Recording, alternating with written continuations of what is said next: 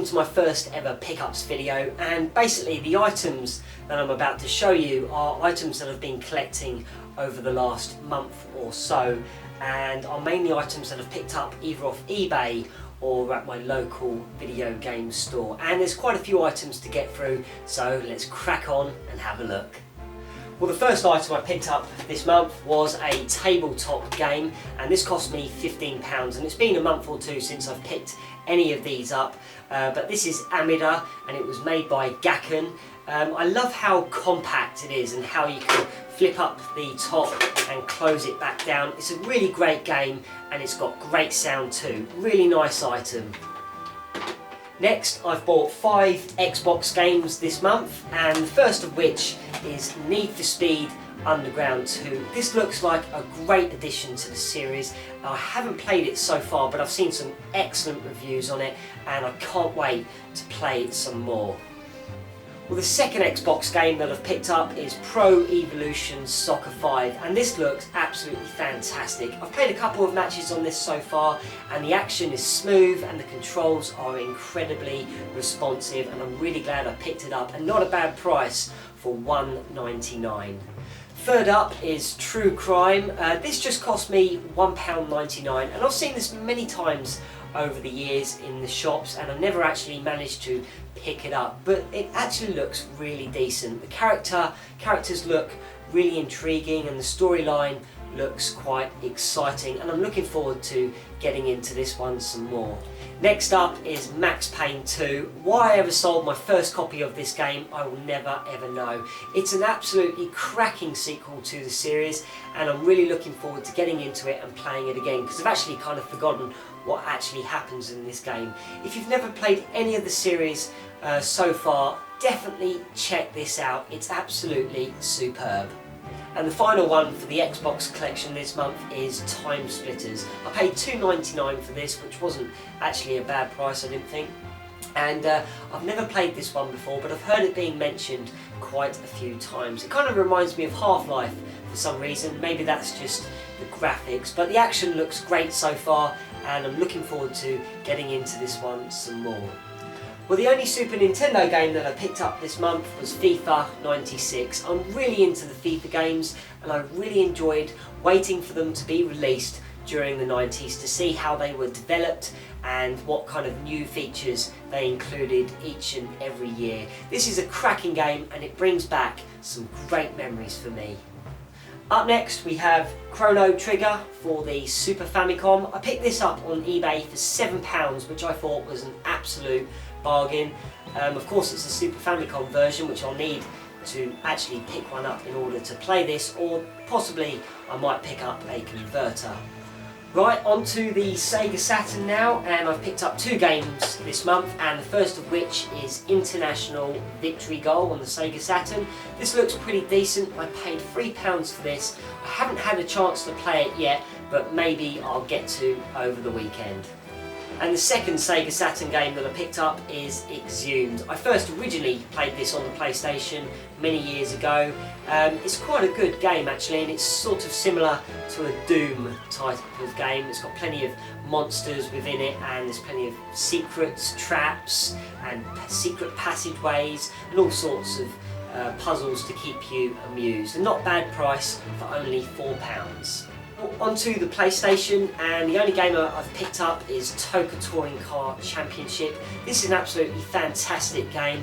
I remember when it first came out, it looked so realistic. It's great for 2 players, and it really led me on to the second game in the series as well, which you must pick up if you're into this, where you can link 2 PlayStations together. It's a great series and well worth picking up, and it only cost me £1.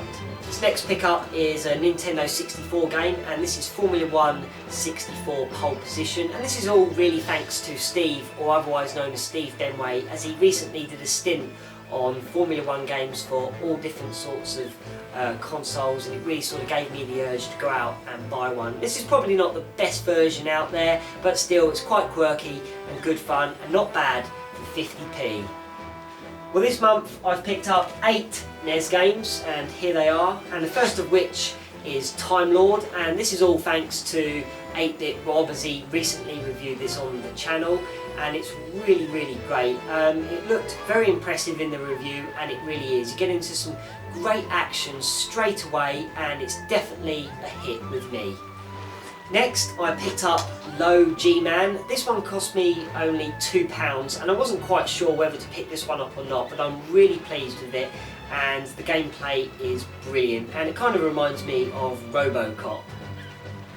The third game is Top Gun, the second mission. Now, lots of you actually recommended me to pick Top Gun up so I could use it with the U-Force controller, and I didn't actually realise that there was a second game, and I thought this was the first one. Obviously it's not, so that's a mistake on my part, but I'll give it a go with the U-Force controller anyway.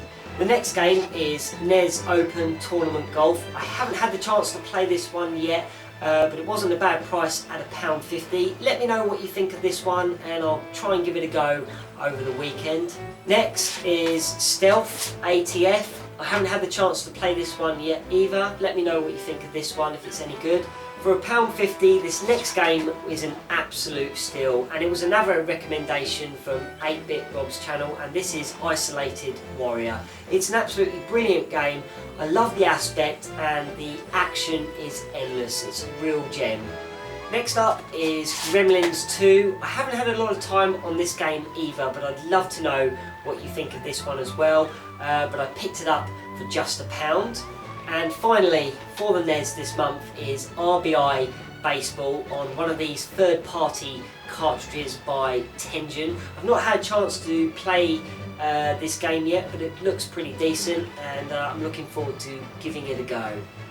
Well, that's the games for this month, so it's on to the accessories, and I've picked up a few, and the first of which is the Action Replay Online for the Game Boy Color and the Game Boy Pocket. This has thousands of cheats held inside the actual unit, and it also includes a manual for over 2,000 Pokemon codes as well.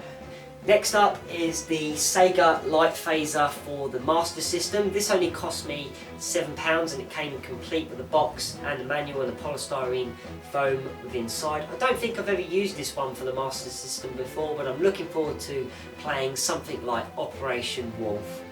Well, the third item for this month is this one, and this is a PS2 controller, and this is the CHUNLI Street Fighter Anniversary controller, which came out in 2004. It was produced by Newbie Tech, which is the same company that produced those Resident Evil chainsaws, and it only cost me just £10. Onto a Nintendo 64 controller now, and this is the Nintendo Motion controller, which was made by GameStar. They also produced one for the PlayStation 2. This just cost me £9, and I'm hoping to do a review on this in maybe the next month or two, so look out for that, but this is a pretty cool item. Next is a vibration pack for the Dreamcast. This just cost me £3. It's still sealed, but it definitely won't be for long. And the final item for this month, I picked up the PAX Power Glove, and this cost me £50 off eBay. It's still sealed, never been used, and of course I can't use it anyway because I don't own a regular Famicom. Apparently though, there is a block or some sort of connection that you can pick up so you can play this with a PAL NES, and I'm yet to learn whether this is true or not, but I'd love to know. So if you have any information, please let me know. I'd really appreciate it. Well, that's it for me for this month. I really hope you've enjoyed this video, and I'm now off for a nice cup of tea. Have a great weekend, and I'll see you soon.